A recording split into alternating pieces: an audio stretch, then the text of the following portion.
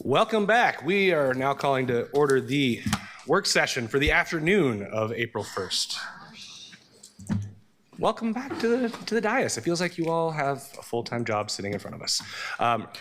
CFO Jonas Beery, Budget Director Ruth Levine, please take it away. Great, thank you, Council President. Council President. I will start to kick us off and just note the laptop is choosing right now to restart, so we're going to get the presentation pulled up one way or another, but I'll go ahead and start teeing up so we can make good use of our time here. So just quickly wanted to talk a little bit about expectations for today's update and today's conversation about the spring TAO. I'll start with a quick reminder of where we're at from a timeline perspective and from a revenue forecast perspective. And then second kind of piece is we presented info at a work session on March 5th about the proposed solutions for the current fiscal year general fund gap that we are solving for in the spring TAO. So Ruth will review updates to the current numbers as filed in the technical adjustment ordinance or TAO for council consideration on April 8th. And then the spring TAO also includes a number of true-up changes to remain in technical balance at year end. So Ruth will describe those and highlight a few other key items that are included in the ordinance as filed. The full packet of information, including the presentation that we're working on getting up for you, the ordinance itself and other supporting materials, those are all sent to council inboxes yesterday afternoon. Recognize that this doesn't allow as much time for review in advance as we would typically prefer. Appreciate your patience and understanding as numbers were literally still being finalized and worked out right up through yesterday, and that information was provided as soon as it became available to us and ergo to you. There's a lot of technical detail in that full packet. We certainly don't anticipate that anyone will have read it thoroughly, but never fear. Ruth is going to frame the key content that we think is of greatest relevance and interest here today. And then lastly, we'll have plenty of space. We probably only take 20 minutes or so to go through the material, maybe 30 max, and then we can attempt to answer any questions that you have today, help prepare and support for council action next week. If there's anything we're not able to answer today, we'll come back either next week or in the meantime with follow-up. And it looks like the presentation's up. If we can skip forward a couple of slides, please. So agenda. Yeah, perfect. Thank you. So just wanted to very quickly, we showed you a slide like this previously, reviewed the summary of prior actions and conversations about the current fiscal year that have led us to here. We had the March 5th work session. We've now added another box to show that we are here today to continue that conversation and have a little more refined detail around what will be in the actual technical adjustment ordinance next week. Next slide, please. Very quickly, I think you saw a slide, maybe the same slide or very similar to the prior presentation. We do have a more robust conversation about the forecast at next week's work session, which is more related to 26, 27. But we did want to highlight the forecast related to 25, 26 current fiscal year. Previously previewed, we anticipated a revenue shortfall of $17.1 million, shortfall relative to prior expectations. That number was in fact confirmed in the formal interim general fund forecast that was updated last week, published and distributed on March 24th. As previously previewed, the key takeaways here are that business license taxes came in aligned with expectations for the year, and utility license fee revenues were lower than expected due to a milder than expected winter that resulted in reduced energy usage. Those are kind of the couple of big takeaways. Next slide, and again, we'll have more conversation about this, the forecast broadly next week, but relevant to this year, to 25-26, the fiscal year we're currently in. This slide sort of zooms in a little bit on the various slices of general fund revenue, and I'll draw your attention to kind of the two highlighted boxes. The kind of middle highlighted box is the current forecast. So as of the March 24th updated forecast document, that's where we believe we are today, and that's the revenues that we're working from.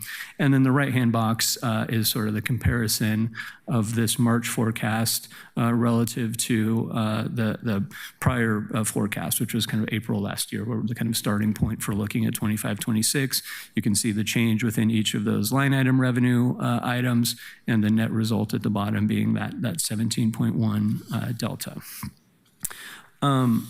I will note that the downward revenue that we're experiencing is not unique to the city of Portland. Many of the same factors that are driving these declines are occurring elsewhere, certainly in the region and in some cases other places in the country. And while that's not exactly comforting information, I think it is important to acknowledge that many of the underlying factors driving these revenue declines are indicative of broader economic realities and not things that are necessarily specific directly to city actions. So that's just a quick snapshot. Reminder, we have Peter Holzman's in the room, city economist Peter Holzman, but a reminder that we do have a full work session, another work session, a big portion of which we'll be talking about the forecast next week. With that, I'll hand to Ruth to talk about, I think, what the key information is today, which is what's actually in the spring TAO that'll be before you next week. Great, thank you. And for the record, Ruth Levine, Budget Director. And you can go to the next slide, and then one more after that. So these next few slides should look somewhat familiar based on what we presented to you back in March, but we're going to highlight where there are some differences, and also give you the overall picture of what is going to be in the spring TAO. Just so everyone's clear, we've filed documents for the spring TAO. They're in e-council. They should appear because it's going to be heard next Wednesday, the 8th. So changes from this will come as amendments. So the first line, the 17.1 million, Jonas just spoke to, and that is aligned with what we presented to you back in March. The next line is it's revenue that we already recognized in the fall TAO, but is only now reflected in the March forecast, and so that shows up as a negative. And then the third line is the general fund overspending without compensation set aside. So it's just the projected general fund expenditures less the revised budget as of the fall. And that does not include compensation set aside, although I will talk on the next slide about the remaining compensation set aside contingency that we're using. So when you add those together, we're at 21.9 million in terms of gap we have to solve. That looks a little bit different than the number we showed you back in the beginning of March. It's actually not as different, and the reason is we've pulled out some of the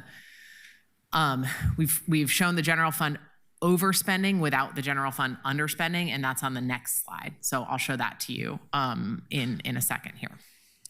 And just as a reminder, quickly on the right, again, this is unchanged, but some of the drivers of that overspending are not showing and not having compensation set aside in the budgets, and then also the 10% placeholder for the enterprise efficiencies, the core services realignment reductions.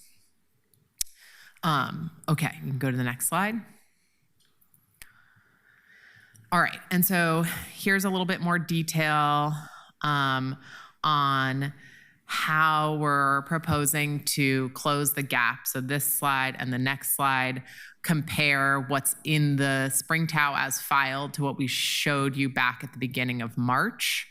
And I'll just kind of go through it. We projected, or we expected, we might take about $2 million of the $3 million total unrestricted general fund contingency. We're proposing now to take 2.5 million of that. The council operations underspending amount of 800,000 is unchanged.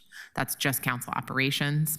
The The remaining compensation set aside contingency is still 3.3 million. That was just of the total amount of about 17 million that was there in the fall. The 3.3 is what was remaining after that. So we're using that to kind of offset the 3.6 of projected overspending, if that makes sense. The technology replacement reserve excess amount was a little bit higher than what we originally thought it was going to be. It's now 2.3. The Bancroft bond fund available amount is $2 million, and that's unchanged since March. And then the PPB asset forfeiture being used for event overtime is also unchanged since March at $1.4 million. You can go to the next slide. This continues on the same as the previous slide. The Housing Investment Fund, there's the bucket in short-term rental that comes from transient lodging taxes, which is unrestricted except for by resolution by prior council. There's, oops, that should say 8.6, not 11, apologies. 8.6 million available in that fund, and we're proposing to use 4.3. That is up slightly. It's actually 4.25. That is up slightly from what we presented back in March. The next line is council underspending. This was based on that prior work session that we had. Staff returned and had conversations with offices that were interested in returning underspending. And this reflects only those offices that are interested in returning underspending. It totals to $495,000. We had discussed using the citywide obligations reserve fund, the Portland Harbor Reserve. There's $7 million in there that is discretionary in that reserve. We're not proposing to draw that in the spring TAO as filed because we didn't need it.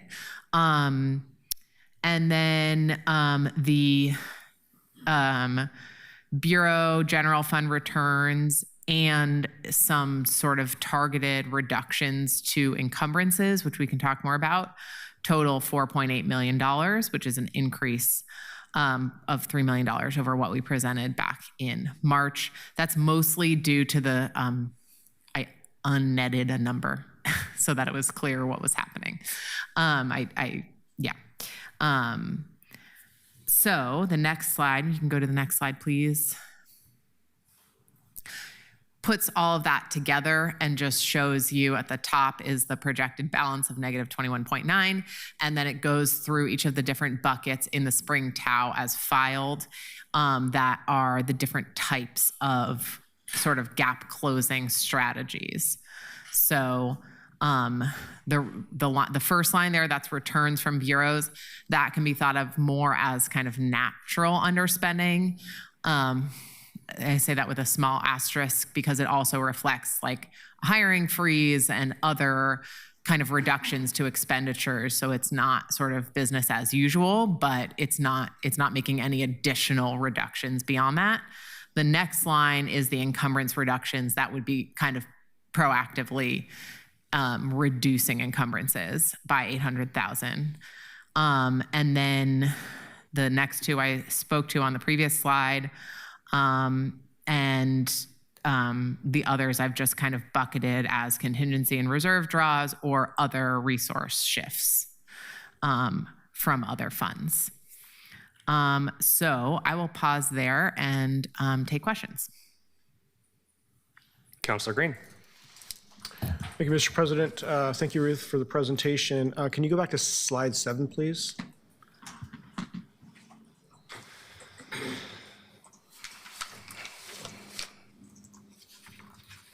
One more back.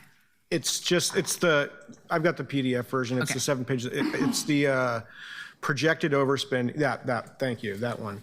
Okay, so help me understand this a little bit. So I'm trying to kind of follow along with the bullet point narratives on the side. So this is projected overspend. So this isn't. That's right. We're not like deficit spending right now. Correct. We're saying that if we don't change our budget, Yes, then we will be overspending our authority. correct. Okay. That's right.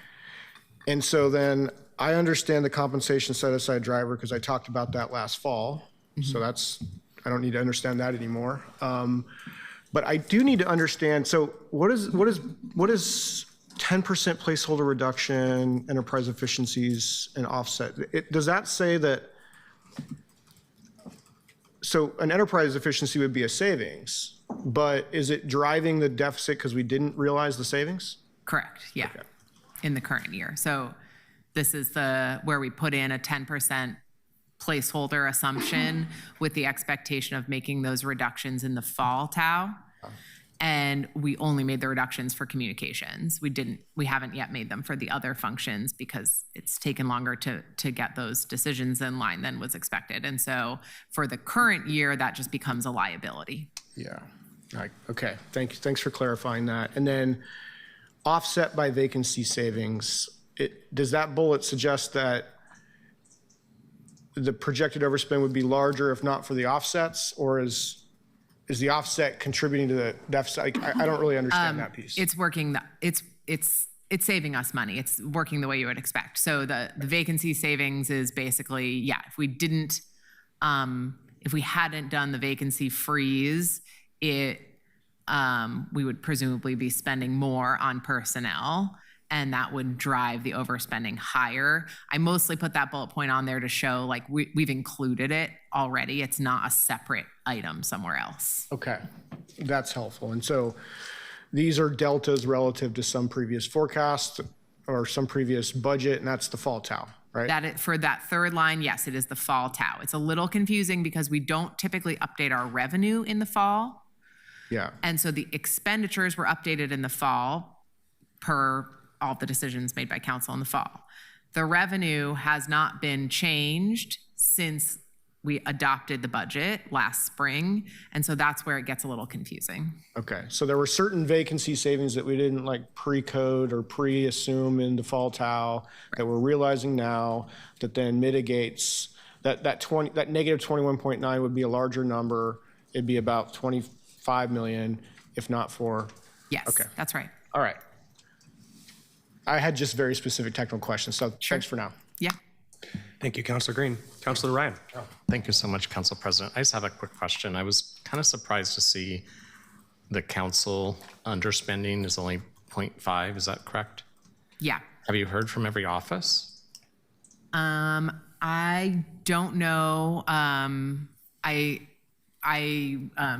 wasn't in those conversations directly, so we'd have to get back to you on, who they spoke with. Yeah, my understanding, Counselor, is that BizOps, the person in BizOps who works with your offices on your council budget, reached out to each individual council office and had that discussion directly with each council office.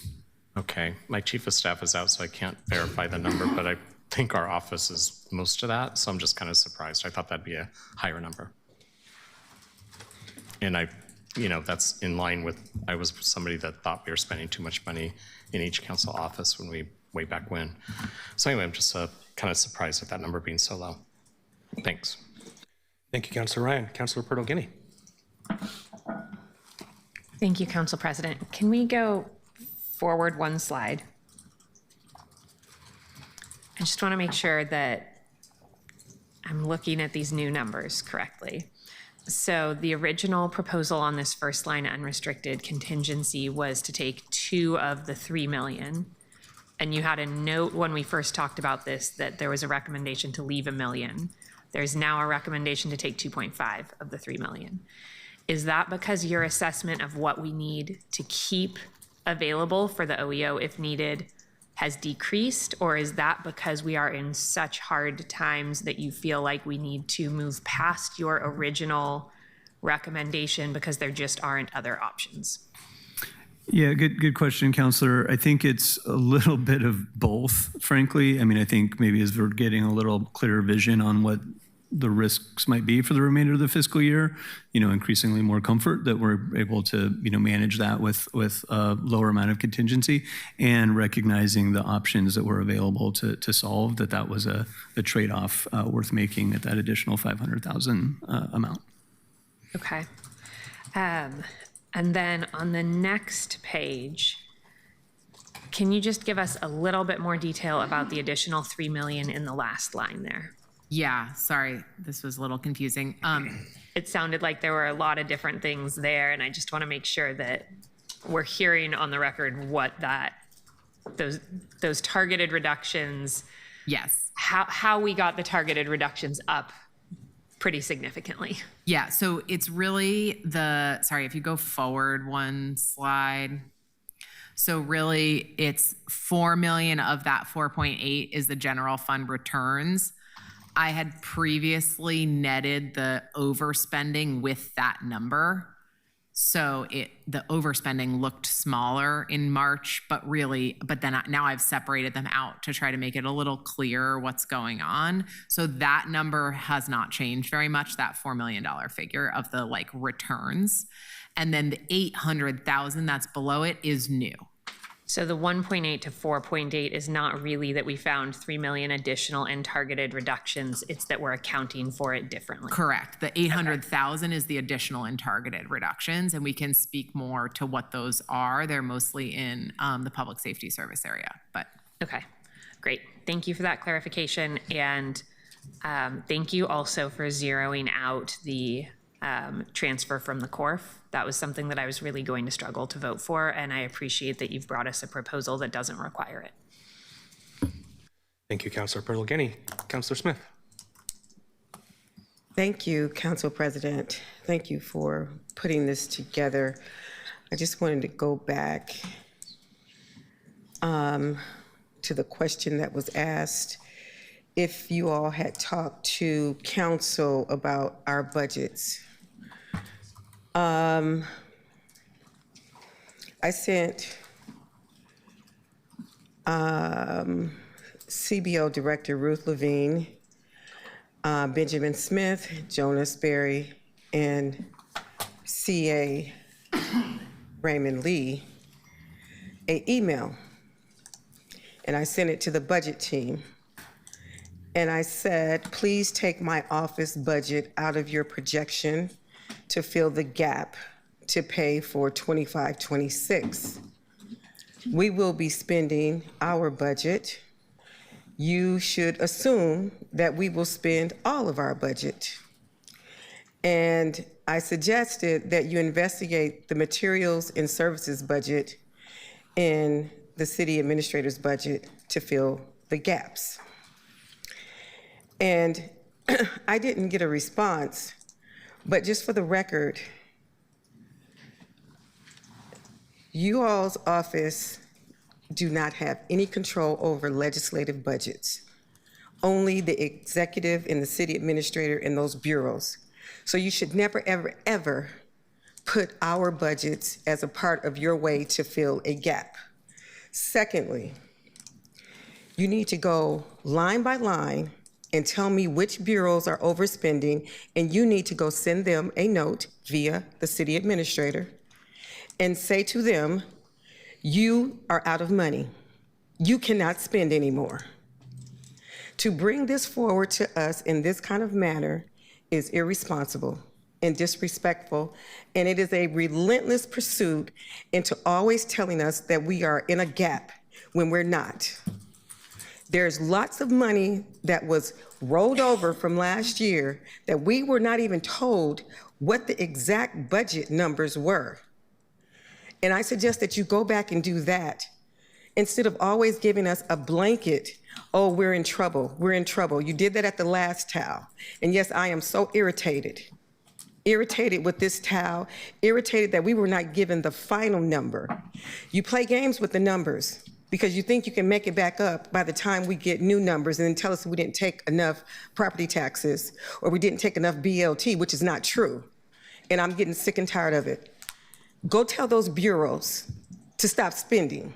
Don't come back to me and give me a towel and say, I gotta pay 32 million, 21 million, and don't desegregate where the overspending is coming from. Because it's irritating to us to look at this. And make sure that you keep our budgets out of your balancing act, because this is not fair and it's not right. Thank you, Councilor Smith. Councilor Canal. Thank you, Council President. Thanks for the presentation, the information here. I want to start by following up on a question that Councilor Pellegrini asked in the preceding slide about the 2.5 million out of general fund contingency, when previously the idea was to leave $1 million in there. And my question effectively is, CFO Beery, you mentioned trade-offs, and I understand that. Why is it less risky to take an additional $500,000 beyond what was originally the max you wanted to take? Why is that less risky than taking even a single dollar out of the harbor fund, the CORF? Counselor, I think it's a different level of risk. It's the same level of risk that would drive that decision. The delta is, or the difference in those two buckets is that the CORF, ultimately, we'd have to find a way to refill that at some point down the road. General fund contingency, we do too, but it's already embedded in the forecast. So the difference is just that the general fund contingency is sort of naturally flowing through the forecast, whereas the CORF is a separate bucket that we would have to come back and have a separate conversation about how do we put that 500,000 back in to make that fund whole at some point. Okay. I am disappointed to not see anything coming out of that fund, especially given that we are disinvesting in democracy through taking money out of council budgets in this. Democracy requires investment, and I understand that there's optional returns here, but but there's also the operations piece. So I'd prefer to see that money be kept in the council and council operations budget and instead taken from the harbor fund personally. But my broader question is, if we don't, is the expectation that that's going to get zeroed out in the in next year's budget? Will this $7 million be used for other gaps in next fiscal year's budget? That hasn't been determined yet. We're still going through that analysis now of what the mayor's proposed budget will be. Okay, so there's no assumption built in as of right now that that money is going to be used for something else. As of right now, the penciling in is that it'll remain $7 million. Or, I mean, it's actually more in there, but that this $7 million will remain as of this moment. It's hard for me to answer that right now because we still have a gap. So as we were looking at trade-offs of what the budget would be moving forward from the mayor, it could be, but we haven't finalized that yet. Okay, I guess maybe instead of framing this as a question that I don't want to make it difficult for you all to answer. By the way, I am very appreciative that you are here, Mayor, as well.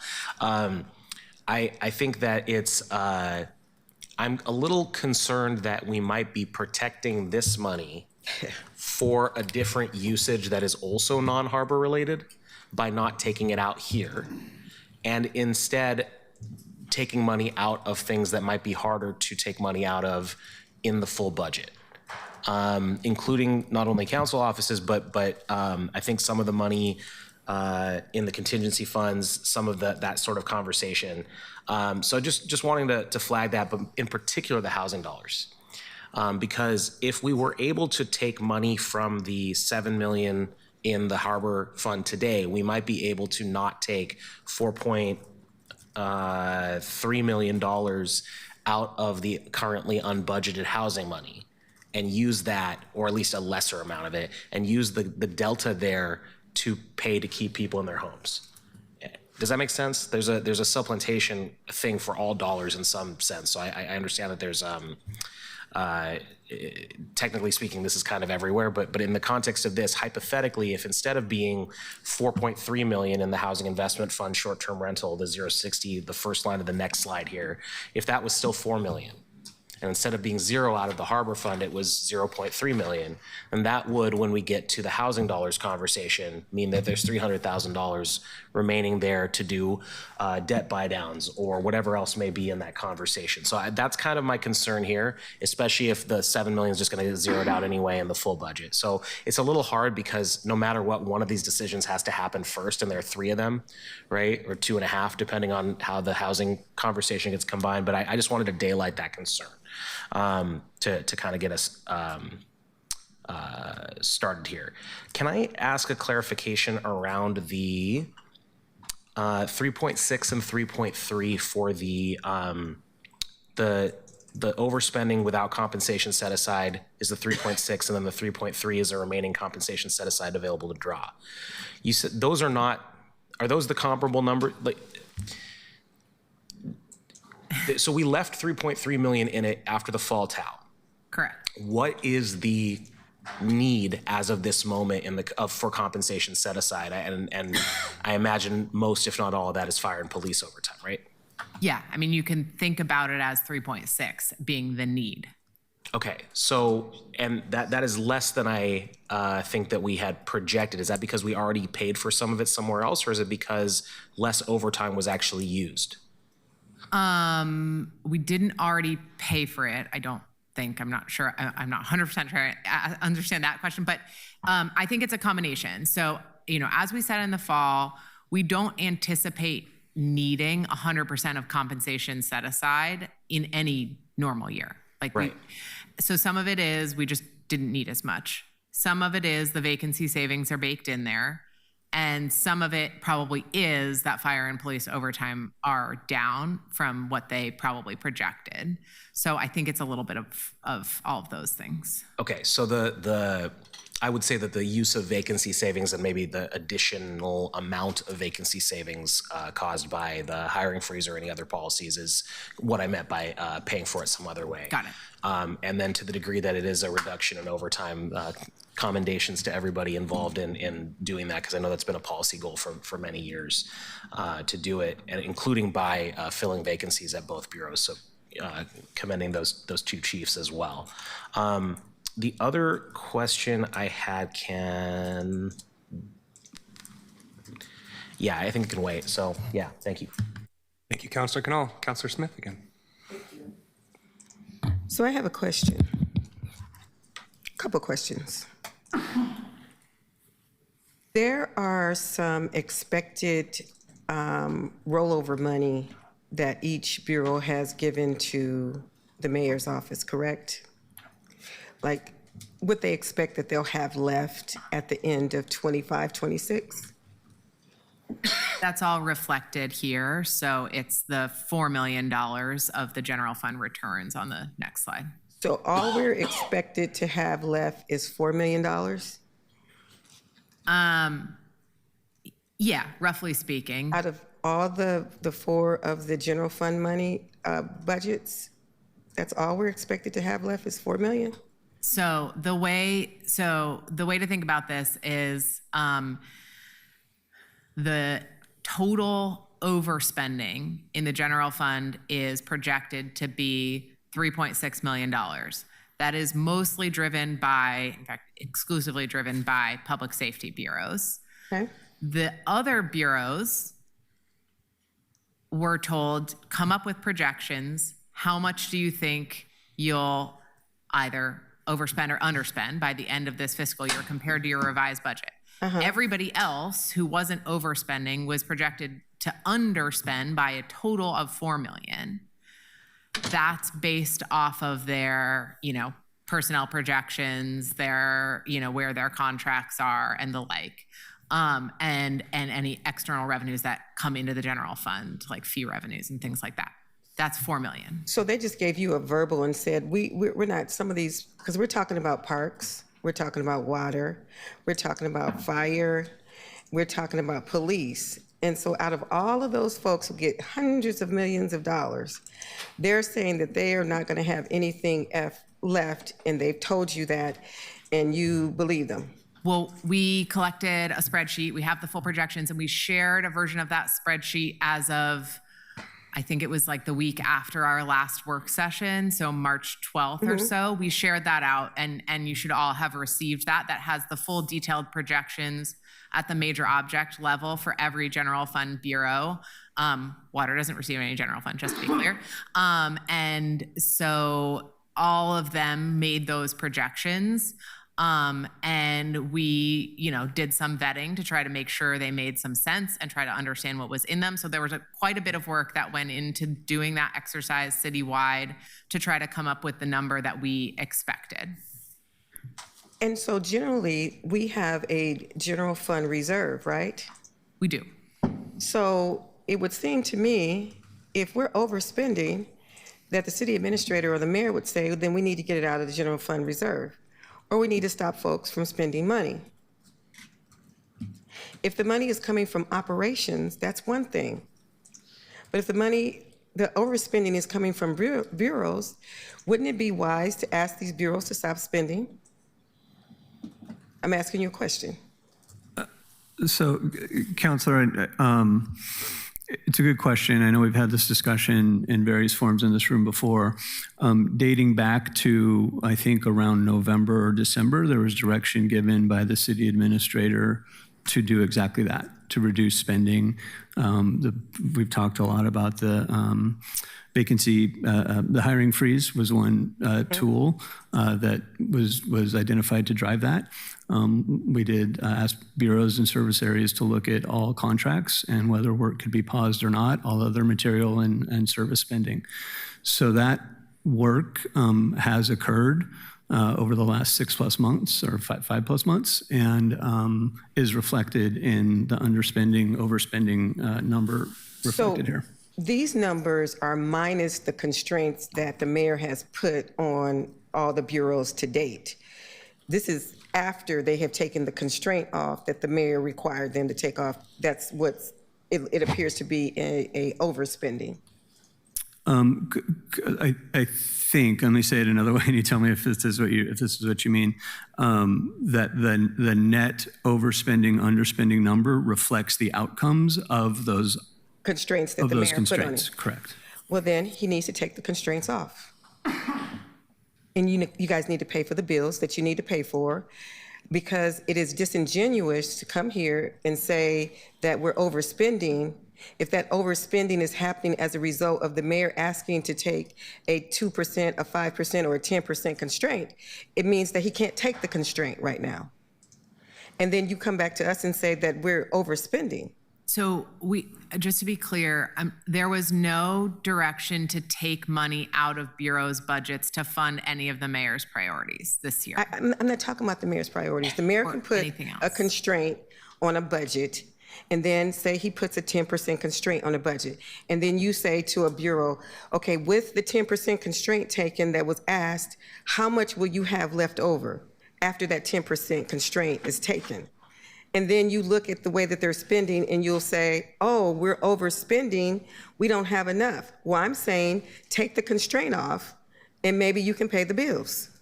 There's no additional constraint on their budget. The only constraints that were put were operationally to reduce spending. So there was no, the revised budget, like I guess another way to put it is if council does nothing, if they change no budgets. Right. And we continue to staff all of the fire stations and have police on the streets and keep our parks open for the rest of the fiscal year, at some point before the end of the fiscal year, say in June sometime, there will not be enough money to do that. So I guess what I'm trying to understand, help me understand this, Ruth. Help me understand, how is it that we so woefully underestimated how much money was going to be coming in to our budgets? We kind of fixed this in December in the fall TAO. And now we have another unexpected property tax or BLT that came through. I don't understand how you guys forecasted so wrong. Tell me how you did that. I don't know. I mean, we know exactly how much money is coming in, and we should, of course, corrected this in the fall TAO. So now we're coming back to the spring TAO and saying that, okay, we're still under budget. Is it because we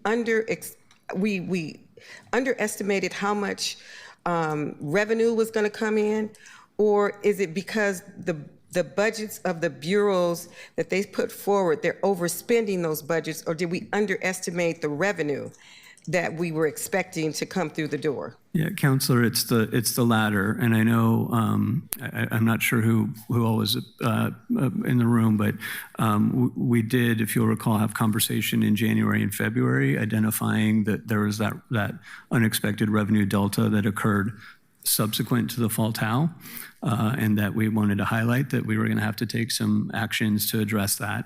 That also led into the work session we had a month ago, talking about what those solutions might be, so we could come back with this bucket of solutions today for additional council consideration in advance of the vote on next week. So we have identified that as soon as we became aware of that revenue shortfall and had dialogue with council about that. I remember Peter telling us that we had an extra $15 million that we didn't know that we were going to have from the BLT that was going to be used. And I said, why can't we use that for the fall TAO?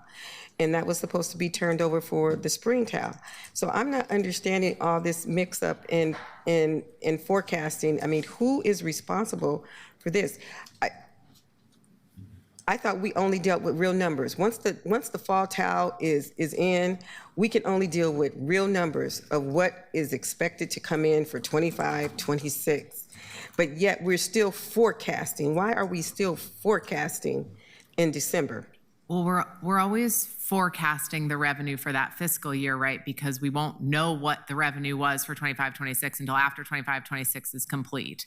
In a normal fiscal year, our revenues for that fiscal year do fluctuate from the forecast. That's normal because we have to make a forecast based on the best knowledge at the time of the forecast, and they usually fluctuate. We typically come in 1% to 2% off, and we try to forecast conservatively so that 1% to 2% has us to the good.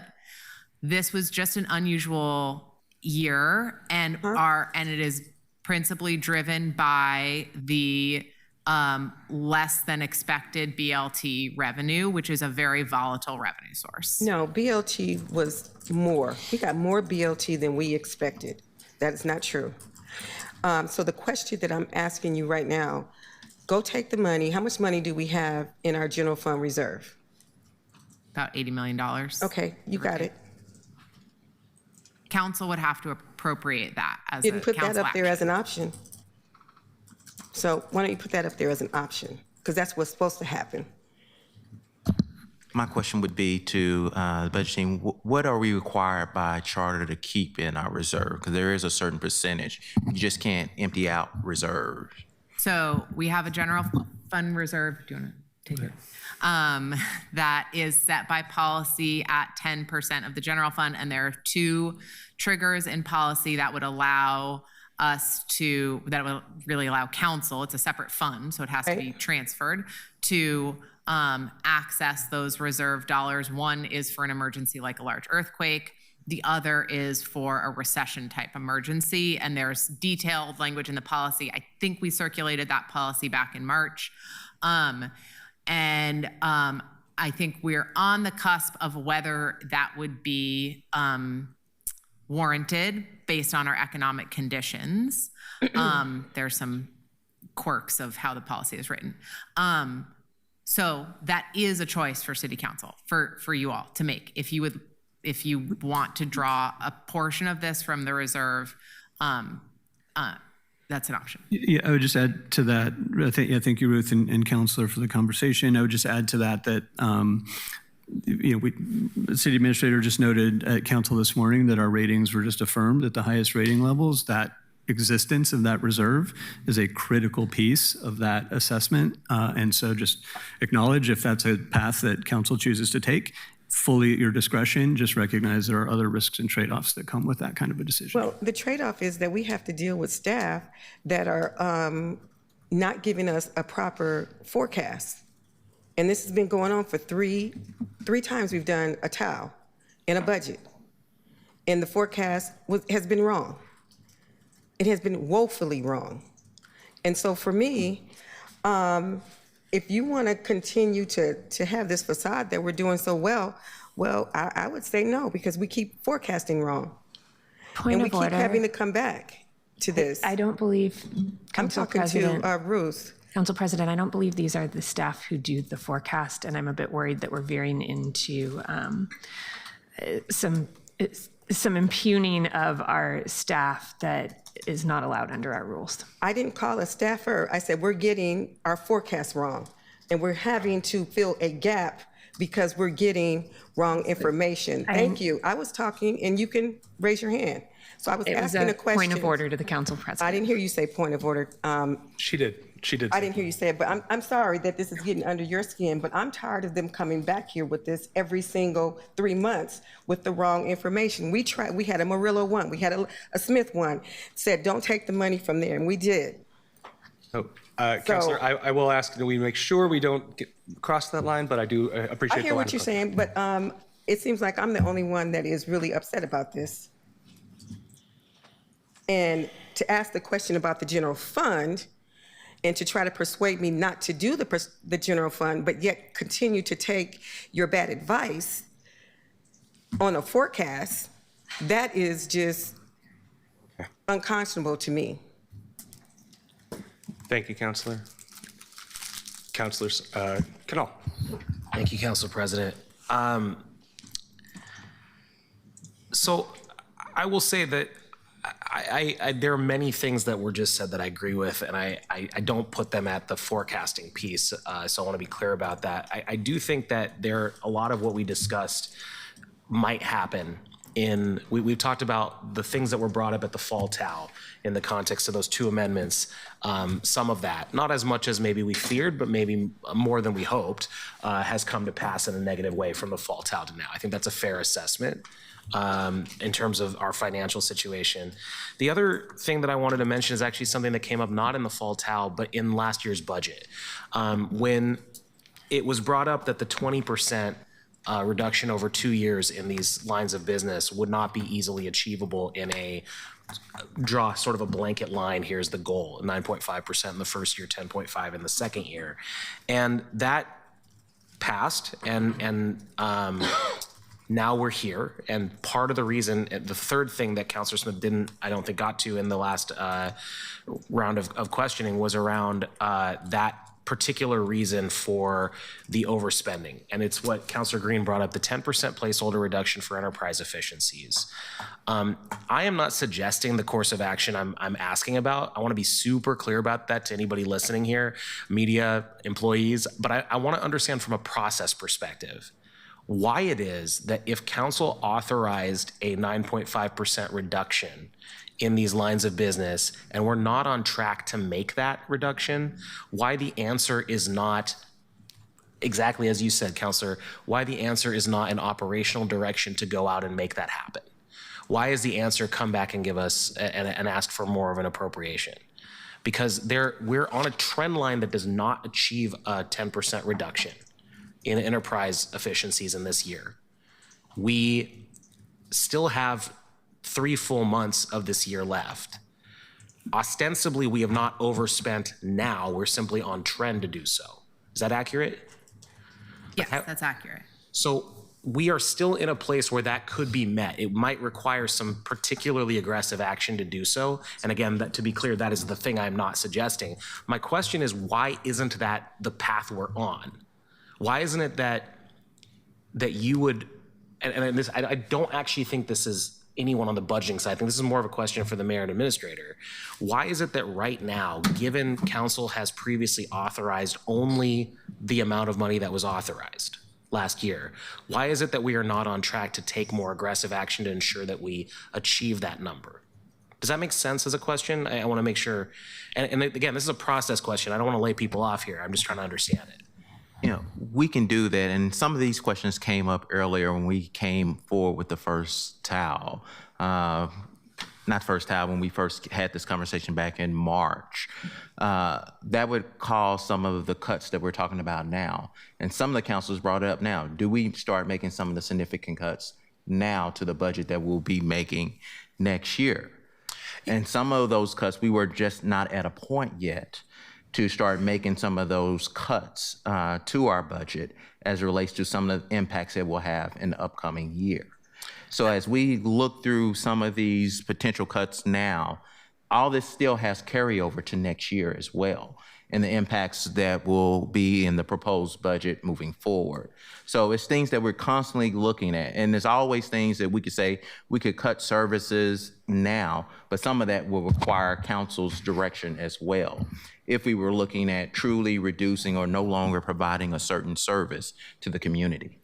So I understand that in the context of things that we anticipate needing to cut for next year. Anything, what I'm asking about is the things that are in this fiscal year, because the council voted on a budget that was inclusive of a 10% reduction for enterprise efficiencies. I should note, with the explanation on that there would not be a drop in service to achieve those cuts. And although I am one of the people that was very skeptical about this, I was against this particular piece of it, I'll note, but council did pass it. And so my question remains, from a process perspective, why is it not the case? Why are we not trying to achieve that council direction on the administrative side, as opposed to coming here and saying, we're just going to keep doing what it is and assuming that we're going to find money somewhere? And again, I understand that at this stage of the year, that would involve layoffs. And I get why it's not happening right now. And again, not advocating for it. But when we brought this up in the fall TAO, it might not have.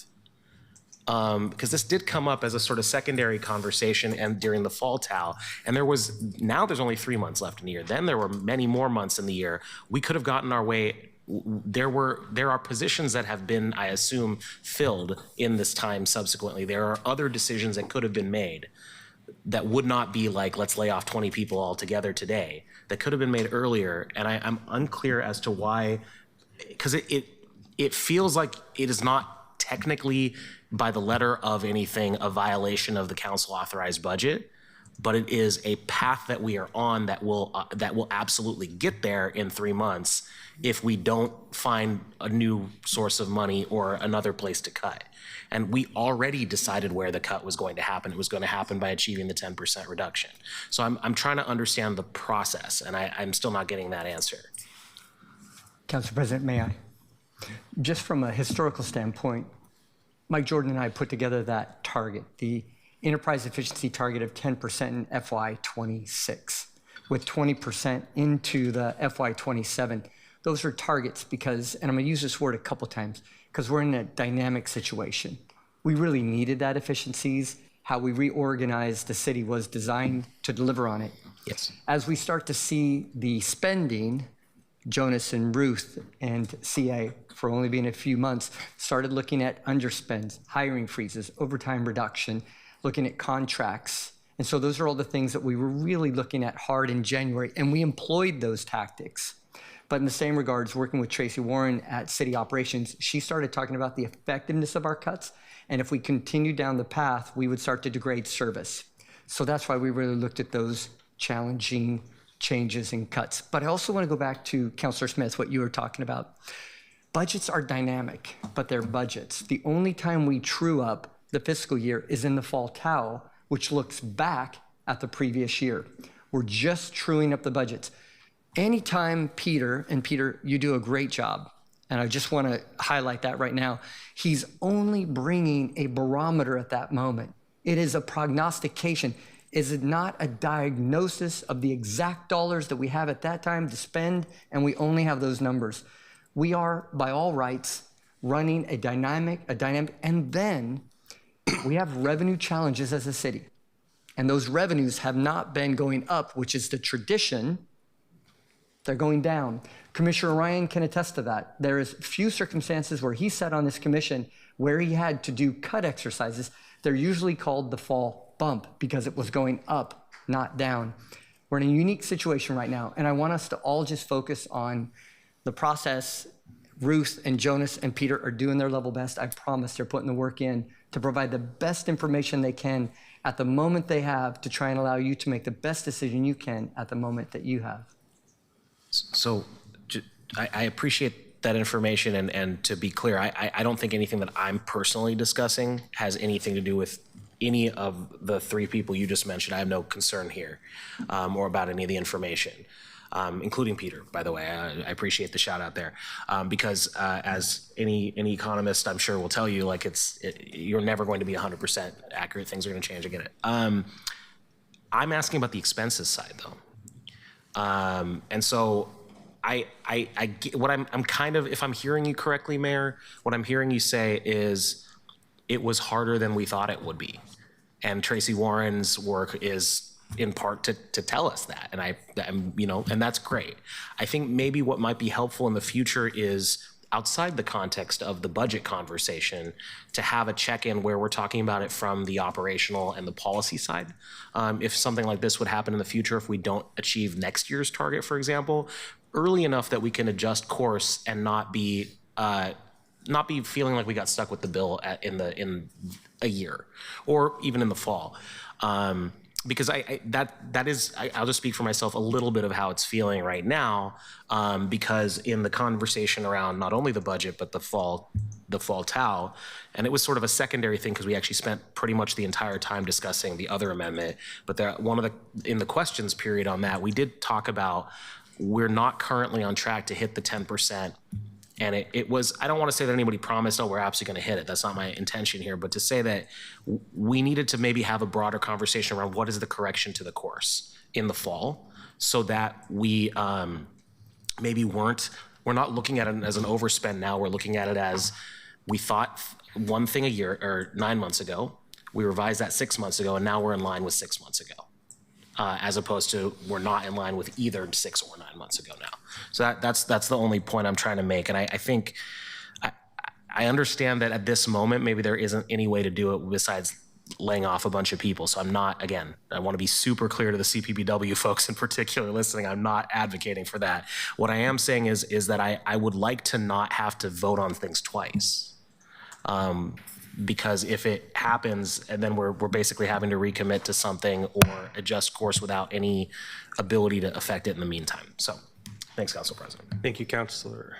Ruth, I just want to check, do you still have more slides to go through? I see 4 more in the queue right now, folks, and we still have more to go through, so I just want to make sure we keep that in mind. Councilor Green. Thank you. Councilor Canal, you got onto a line of questioning that now I'm very locked in on. Because you had made this, you connected the dots on the expense side that said, look, if we made a different set of choices in the fall, you have 9 months to solve X dollar problem. And if you punt that decision to the spring, now you have 3 months to solve the same dollar amount problem. That's exactly what I said in this seat in the fall. And I told you so. Thank you, Councilor Green. Councilor Smith, you have spoken twice on this. I'm going to I'll come back to you. Councilor Purdle-Kinney. Thank you, Council President. My colleague, Councilor Smith, said that when this happens, either the projections were off or the cuts weren't made that needed to be made. But I want to name, because I think Councilor Canal alluded to this, but I want to name it. There's a third possibility, which is that the reductions we tried to take didn't work. And Mr. City Administrator, it's our job, all of us, to make hard calls, to do the things that nobody wants to do because we have a more bad option and a less bad option and no good options in a budget like this. I expect that we have to do that.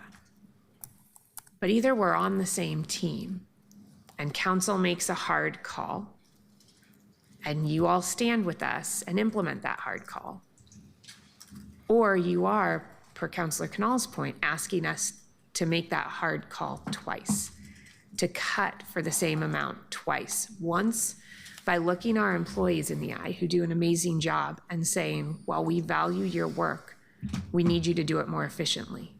And we can say, we don't want that to mean layoffs, but at the end of the day, that will sometimes mean layoffs. If I'm gonna look our city employees whose work I value in the eye and say, I recognize this decision may lead to layoffs, I don't wanna have to do that again. And I understand we did get the briefing earlier this year saying, hey, we're not gonna hit the reductions, right? We did get that outside of the budget process. And we're now looking at some one-time program cuts, which I appreciate. But I asked about this the last time we had an update. And I need to reiterate it right now. What we're looking at doing as a solution, for the most part, is not ongoing cuts. And what we're doing is moving money in to fill holes that we otherwise would have had at the beginning of the next budget cycle to help start us out not so far in debt next budget cycle. So I'm asking you as the city administrator, and I'm asking the mayor to be our partner next year as we go into the budget cycle. And if we say we are making this really hard call, and we are saying we are going to take cuts in this area in this way, we expect that to happen because you all are causing us to have to vote to make the same reductions twice. That's not our staff's fault. And I understand that this is a hard budget year. And I appreciate that we did get the heads up about a month ago. But we've got to do better next year. I don't want to have to do this again where we're making the same cuts more than once next year. So as we go into the budget cycle, I know this is TAO, not budget cycle, but we're going to be having these same conversations. If you think something can't happen, please tell us that not in the fall, but in May, when we are having the conversations. Tell us honestly, let's have an honest conversation about it so that we can make good decisions then. Thank you. Thank you, Council President. Thank you, Councilor Pertolini. Councilor Murillo. Absolutely, completely agree with everything that Councilor Pertolini just said. And I really hope that you will take that to heart because she's correct. It's not staff's fault. It's the fact that we are funding things that we cannot fund and that there are not dollars to be found for. In the fall, when my office tried to close the budget gap by reducing appropriations to the general fund encumbrance carryovers, utilizing the city budget office's own policy for what should or should not be funded through that process, as well as a reduction to sweeps above and beyond their own original targets, we were told absolutely not. We should not complicate or contemplate any service reductions whatsoever. We warned that the compensation set aside would be needed. We warned that revenue was likely to come in reduced again. And as Councilor Canal had pointed out, we have no evidence that there has ever been an effort to meaningfully manage spending beyond a hiring freeze.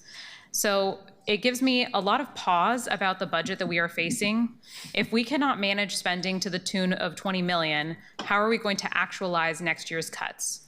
We are now put in the position based on timing where in order to actualize this level of savings through savings this year through underspending, we would have to lay off dozens of employees, something that is untenable to all of us here and to our constituents who are receiving services from the city. So we very much have our hands forced in this situation.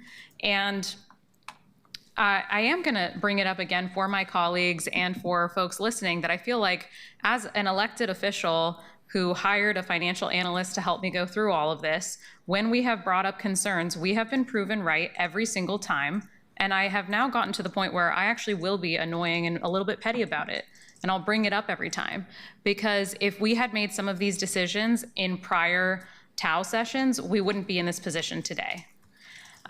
So there are a lot of things that we need to take a look at moving forward. And I hope that when the elected officials here who manage the power of the purse and the budget, that we're going to be taken with the seriousness that we deserve.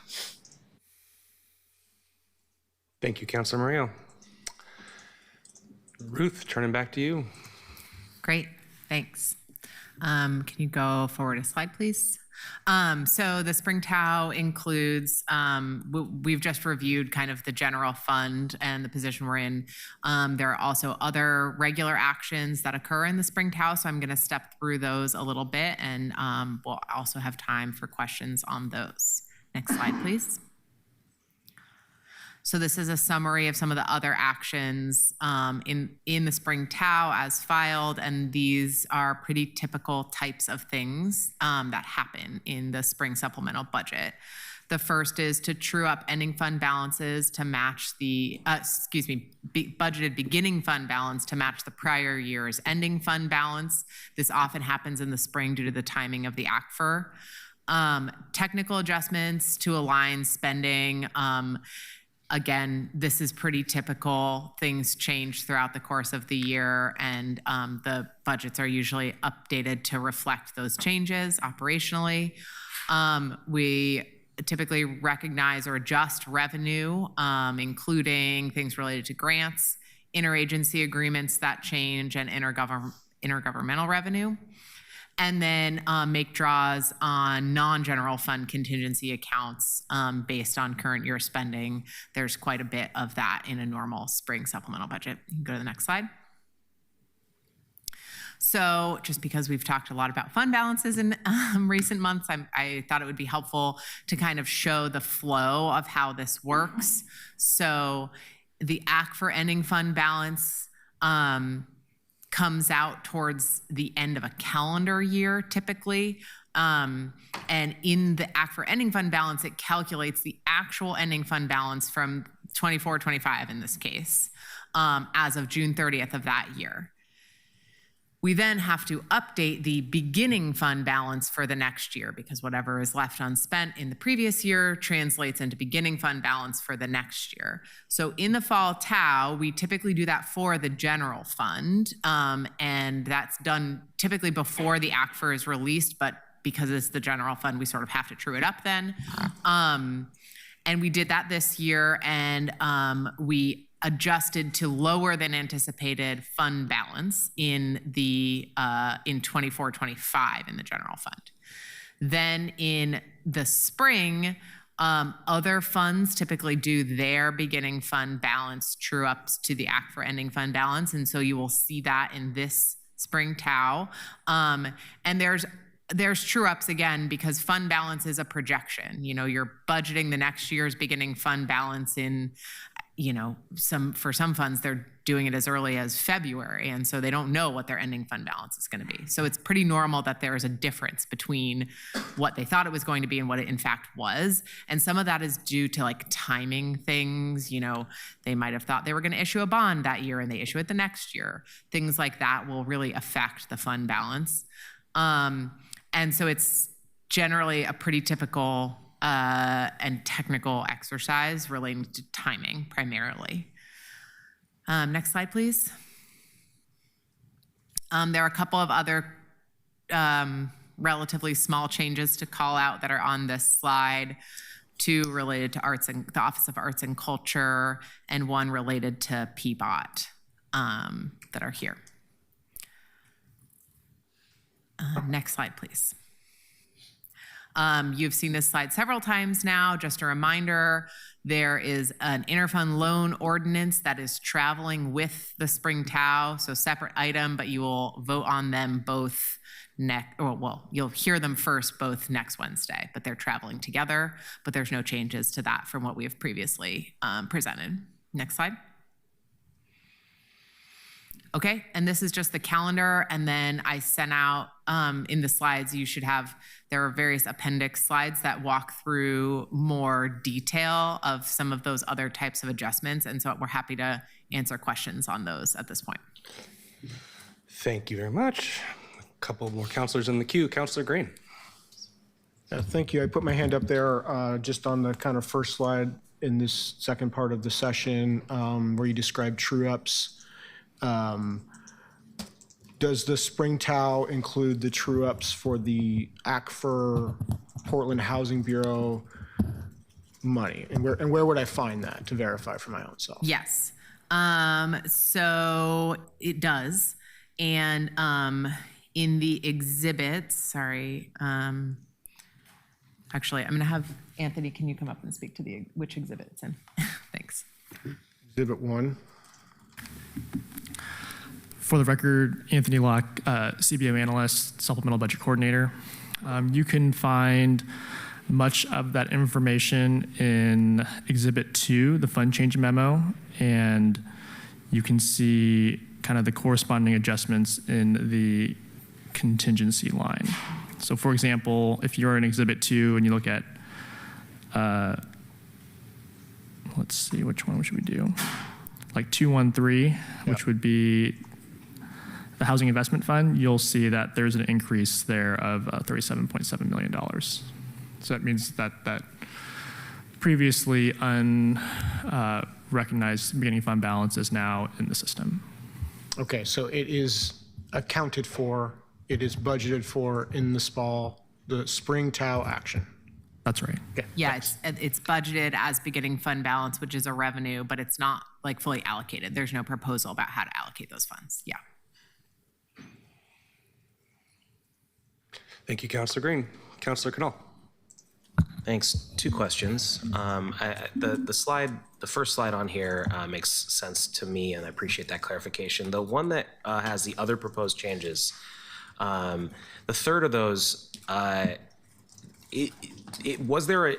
does the spring TAO realign that $172,000 in line with a previous action, or is the TAO itself the policy choice to allocate council general fund underspending to PBOT? That's not something that we've done before, right?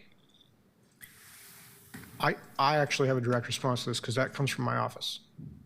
Okay, good enough for me. I have one question withdrawn. My other question is about the next slide with the graph.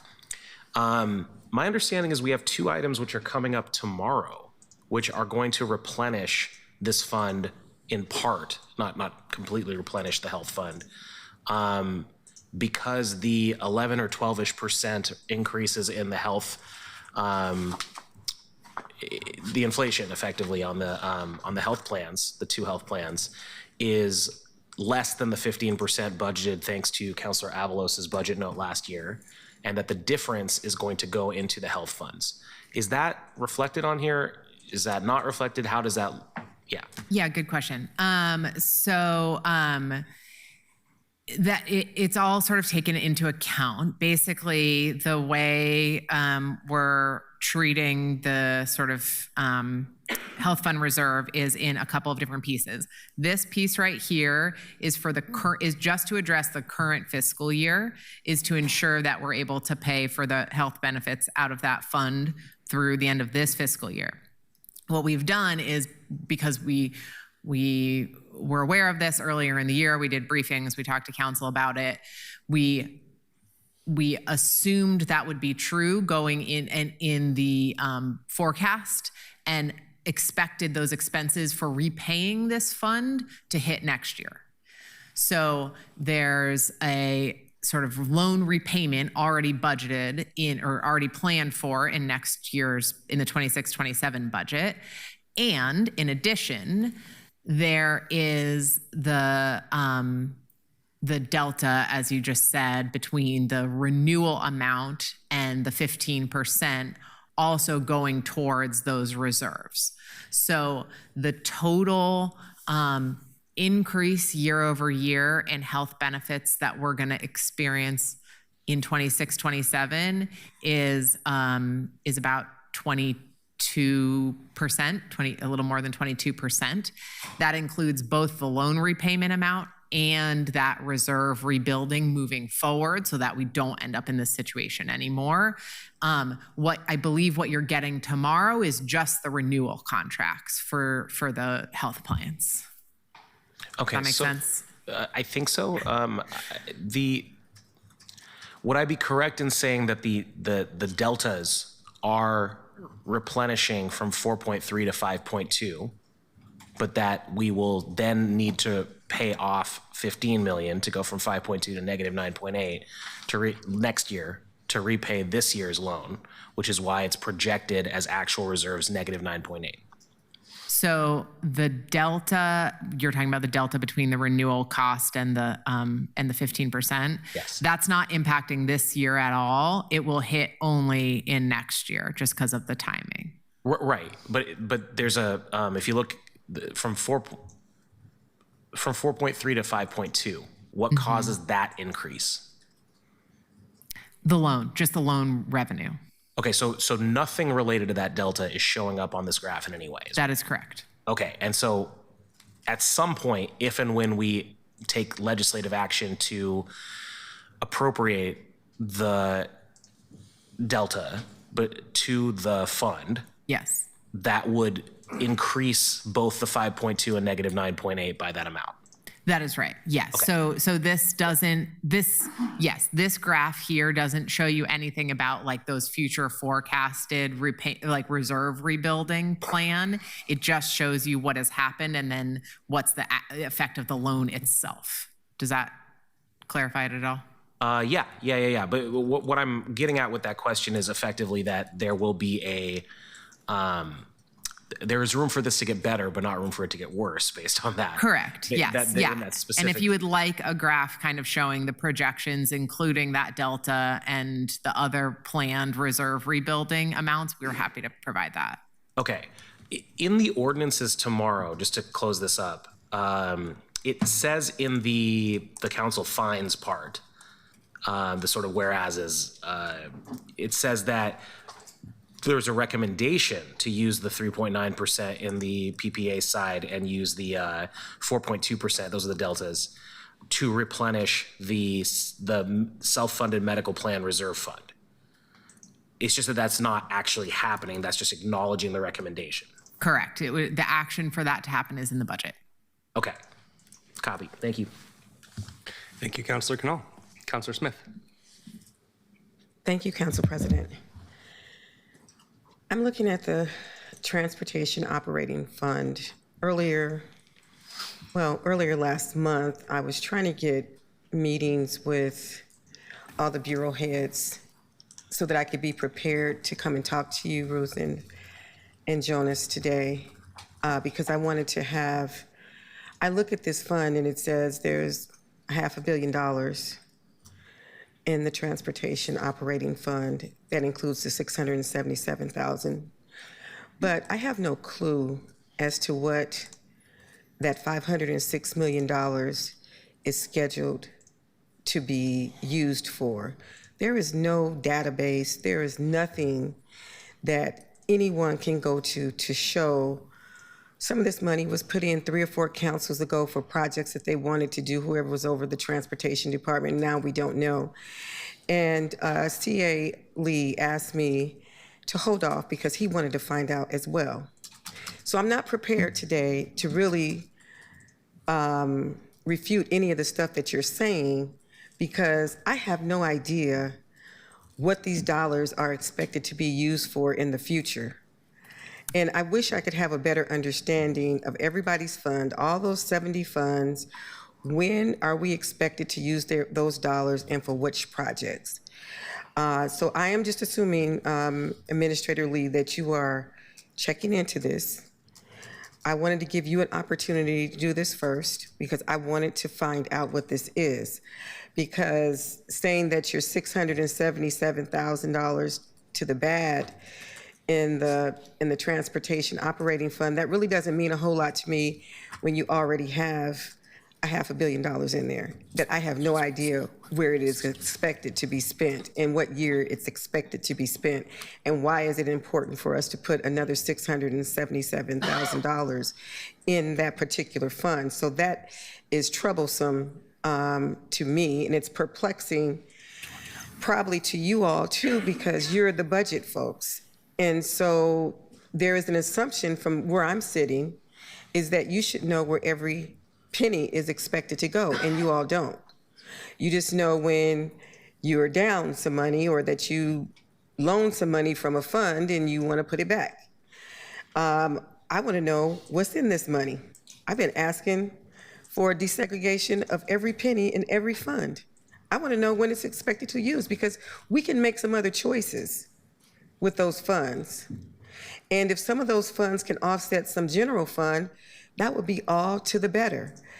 So I'm really having a tough time saying that I support this TAO because I don't know where all the other money is expected to go. So for me, putting 677 back to a place, it doesn't give me solace in knowing that it's going back to something that I know that we need to pay for immediately. So my question, I guess it's for Administrator Lee, when can we expect a breakdown of these funds and when they're expected to be used and what they were originally put in these funds for? As we go through the budget process, we'll have something related for each of these service areas where we have these different funds where we can have that broken down for you. So are there going to be new uses, or are they going to be the original uses that they were put into the fund for? Because I know you were going to call for an independent audit and an investigation. Is that still going on? That's still going on. Okay.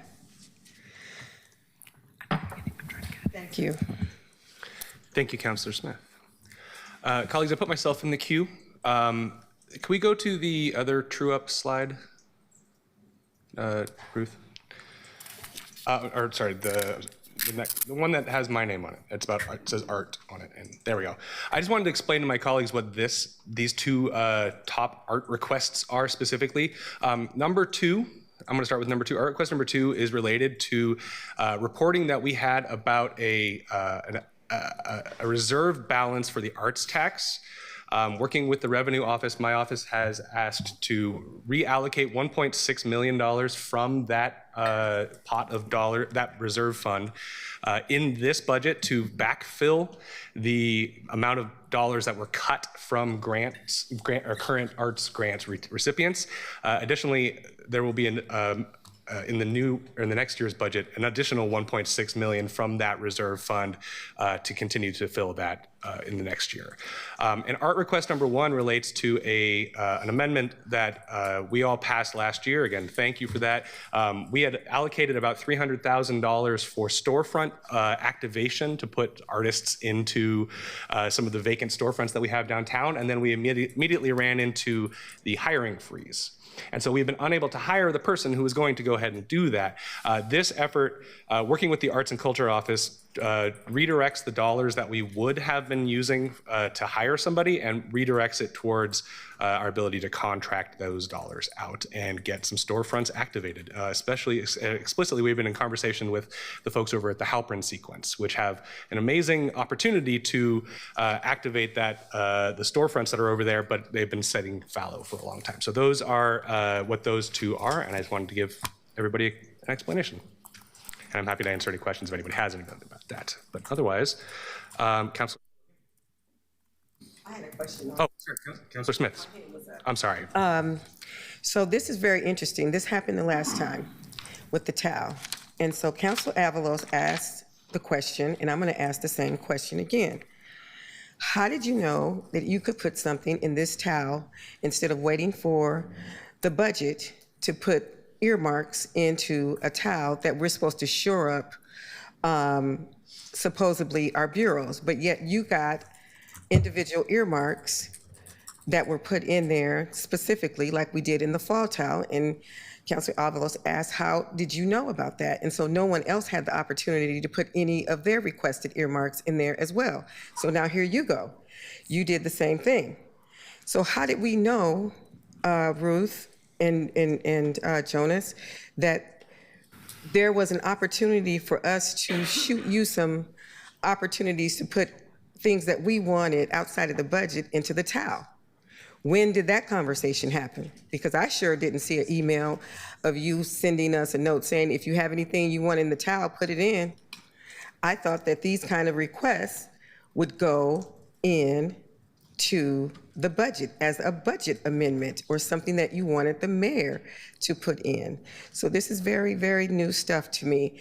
Did I miss something? Was there an email that went out to the councilors that said that if you had any things that you wanted to go in our TAO, it was certainly not from the budget. This was, my office has been working both with the Revenue Office and the Arts and Culture Office for the last year to try and implement Dunphy 2, and also working directly, I've been working since I got into office on the reforms for the arts tax. Oh, and I understand. When we knew about that at the time and heard the reporting specifically to the arts tax, worked with the Revenue Office to find out whether there is a solution for us to do it in this year, and this was the proposal of moving items from one side of a column to the other in the TAO being the most appropriate thing. I have been trying to make sure people who are getting ready to lose their housing got rent assistance. Yep. But yet you somehow got into the TAO when people are getting ready to be evicted from their homes. These are simply dollars that had been previously, well, to Dunphy 2 specifically, these were dollars that we had previously allocated. This is about changing it from personnel to EMS.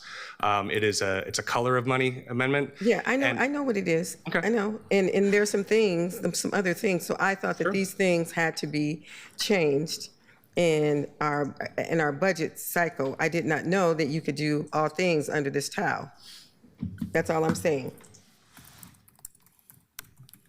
That, and that's why people feel like some counselors have more information, whether it be the council president or others who are chairs of committees.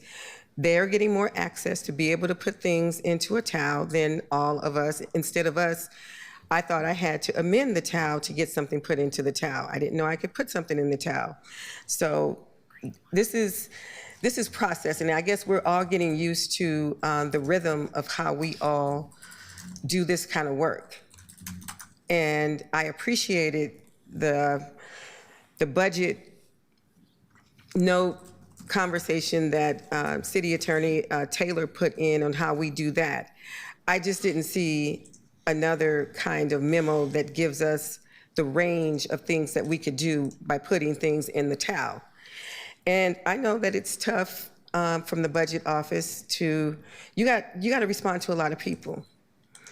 And I'm going to tell you right now, Mayor, if you do not put no new money for budget office staff in this, I'm not voting for your budget, because I'm not. I'm not going to deal with this same problem next year. There's not enough people. People don't know what's going on. You better take care of the people who take care of the money. Because if you don't, you're always going to have this conversation with this level of intensity, of disapproval, and non-belief of what the budget office says until you shore that up. That's what you need to shore up. I understand that we have a homeless problem, but we have an infrastructure problem right now, and we need to take care of our infrastructure first. Thank you. Thank you, Councilor Smith. Councilor Pertle-Guiney. Thank you, Council President. I do have a question about the art request one. Yeah. You said that this was money that was going to go to hiring a person to do the work of finding the right spaces to coordinate to get art in windows, basically. And now, instead, we are contracting for that work. You understand why that made me pause? Absolutely. So I have no problem with a direct appropriation to fund the work, right? We know that this is a good location. This money's going directly to the artists to make it happen. I have no problem with this is a one-time thing, so rather than a limited duration position for 2 months, we're gonna contract for somebody for 2 months because it's such a short period of time. I'm trying to understand if what you meant when you said we're contracting for the work is one of those two things, or if what you meant is we are actually contracting out for 6 or 10 or 12 months somebody to do the work we would have hired somebody for, because under a hiring freeze, we are allowed to hire contractors and not employees, because that would be something that I would have a fundamental concern about. Yeah. My understanding is that this aligns well with an existing contract that the city's already doing on some of that public space activation through the Office of Arts. But you are right, in an ideal situation, we've been working for the last 9 months to try and get this hired as an employee, and we're essentially told that this was our last opportunity to get these dollars used without them being returned back. But you're not wrong. So that I understand, though, is the money going, and maybe this is a question for the city administrator, is the money here going to fund somebody on contract to do work because under our hiring freeze, we are allowed to fund somebody under contract and not hire somebody, which I have a fundamental philosophical problem with. If we're in a hiring freeze, we're not doing new work. Or do we have a contract where the money is going to pay for the actual artist's time and we are adding money to that to pay for more artists' time?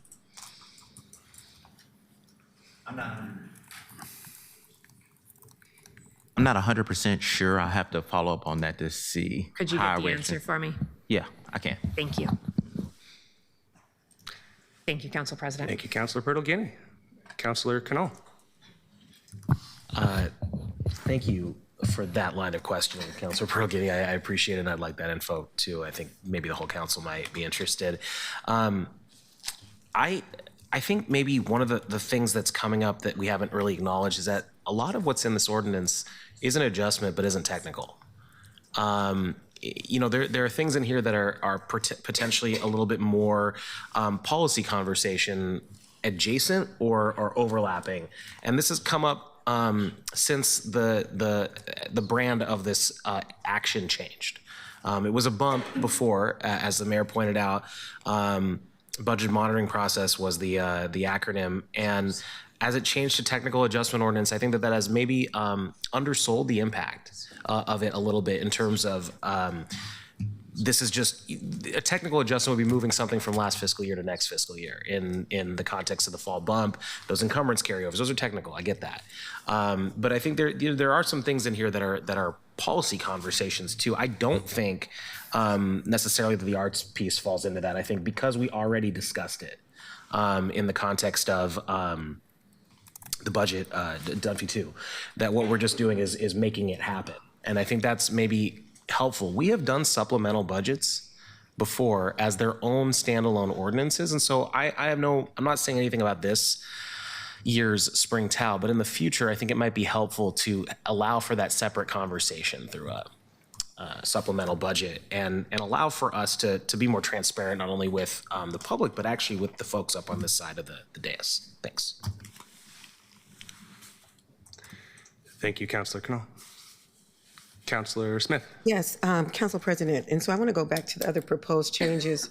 The spring TAO realigns 172,000 of council general fund underspending to PBOT for projects located in District 4.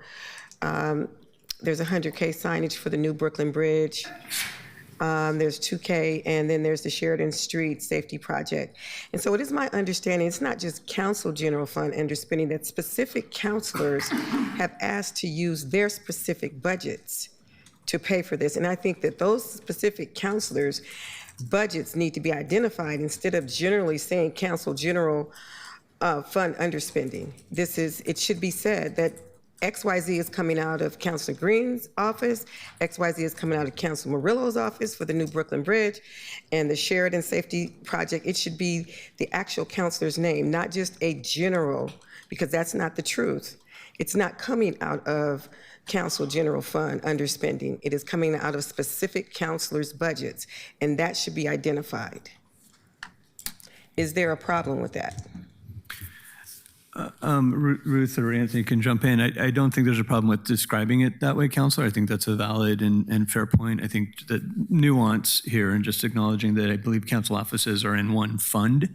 And so that's the reason it's referred to just as a collective, but just it happens to you all today, and somebody else has to take the place. They have to do what's in writing, and they'll just take out of whatever the big pot is of underspending. So you need to be very clear on what this is and what this looks like and who it's coming from. Yeah, that's fair. Because I'm sure they would probably want to get credit for doing the Brooklyn Bridge and doing the other things out of their district offices instead of just being council.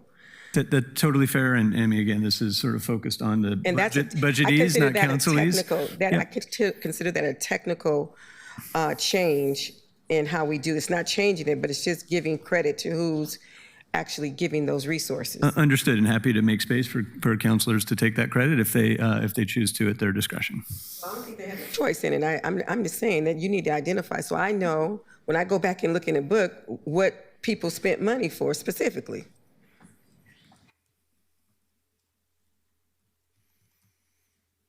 Thank you, Councilor Smith. Councilor Green.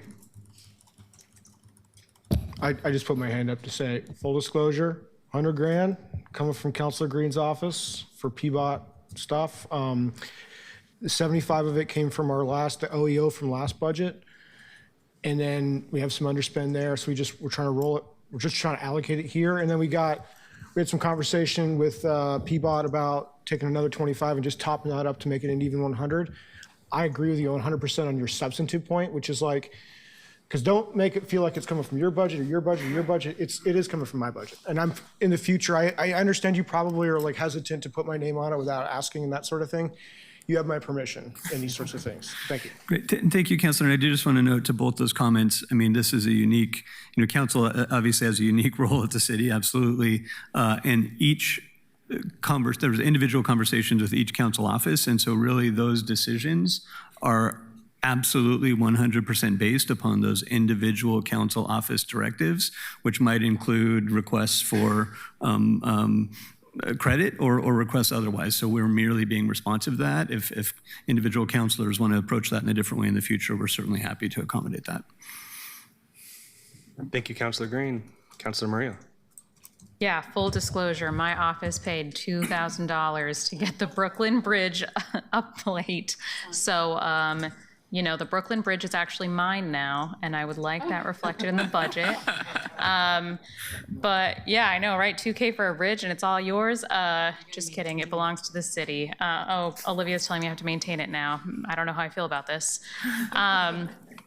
No, I think that's fine. I feel fine having that, if it is helpful to people, having it line item to whose office it came out of. I think the way I frankly went into a lot of our budgeting for our office was knowing that our bureaus are going to be taking really difficult cuts at this time, and everyone's going to be sort of pitching in and doing their part. So we have some money left over to give back to the general fund, and I think that's a good thing, or that was our intended way of spending our office funds. So I will leave it at that. Thank you, Councilor Murillo. Councilor Green, are you in the queue again? Let me see. Okay. Take us home. Anything further from y'all? Great. So there are a couple of follow-ups from today, and we will get those out to you as soon as possible. I do want to note we'll be circulating the full list of the decision packages in the spring TAO, so there's a little bit more narrative detail in there than what we posted and sent to you already. So you will get that this afternoon.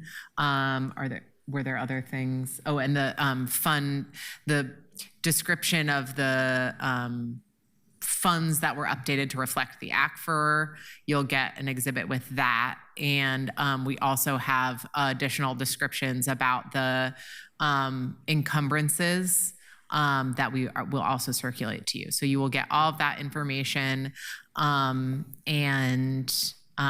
feel free to reach out to us with any questions before Wednesday of next week when we have the first reading of this. Additionally, we don't have a formal process set up for amendments for the spring TAO, although we should probably have a conversation about that moving forward for supplemental budgets. But Owen Sates, who's worked with you all and is working with you for the 26-27 budget process, is also available for any amendments that you would like to put in for the spring TAO. So just go ahead and shoot him or us an email, and he's happy to help you ensure that those amendments, have the correct technical language and information included in them for before Wednesday of next week. And if you'd like to post them, we can make sure they get posted ahead of time. Excellent. Councilor Cannell. Just a question on that, or two questions. One is, will that include the decision packages that are not part of this? I'm seeing a couple I'm in Exhibit 4, I want to say, that are proposed packages that are zeroed out. So it's actually these are the things that I'm assuming means that somebody asked for a change and was not, that was not included. Will that be included in here? I'm looking at the very last line in page 2, for example, of Exhibit 4. So some of the dollar amounts that have zero represent like net neutral adjustments made in the general fund. And then there are a couple, and we can provide follow-up where kind of on a technical basis, we're not advanced forward. So it just became clear in conversations internal to the Bureau that those should be withdrawn. And so Yeah, this one just happens to say proposed package, so I know there was a proposal in that scenario. The other thing is, will these dollar amounts in the immediately preceding sections, this is the bulk of Part 2, the general fund return, will those be disaggregated further? Because I'm seeing the 1.3 million we've talked about, the 1.4 million we've talked about, but the 2 million from the Office of the Public Safety DCA, I imagine has a bunch of sub information there, and I would love to see that particular one. We can provide information that maps what we presented to specific decision packages. I do recognize in the general fund return category, there are a couple of things that are just related to general fund underspending, and then there are some related to, like, for example, the special revenue fund adjustment for the PPP. Yeah, for police. So yeah, we can make sure that the information you see here is crosswalked properly. Yeah, I assume, I have faith that it's been crosswalked. I want to be clear on that. I just want to know, $2 million is not one position. It's probably from several parts of that office. It's a big office. I'd love to have an understanding of that. I think if it's $30,000 from the Office of Equity, that's probably a single source. We can figure that out. But for those larger dollar amounts, having that transparency would be helpful. Yeah. And that information will be in the decision package, so you can see like what major object money is taken from when you see all of the discrete items in the TAO. We can provide it for the Office of Public Safety. It sounds like that one, and then we'll look if there are any other significant size ones. Sometimes it is just like sort of personnel underspending, and so it's not disaggregated to specific programs, but to the extent there are large ones where there are multiple things happening in the Bureau, we can certainly provide that detail. Yeah, and I think a good example is if you go up to the top of that section, the second through fourth line, they're all BPS. But it tells me one is graffiti abatement. That level of understanding, and I understand that's how the Bureau or the office requests it, is probably how you have it. So it's a little bit subjective in terms of your evaluation. That's one that I happen to be. Yeah, we'll do our best to get as much detail in there as possible. Thank you, Councilor Canal. Colleagues, our friends from the Office of Arts and Culture are here to answer some of Councilor Purtle-Guinea's questions that she'd asked earlier about the Dunphy 2 TAO carryover or true-up.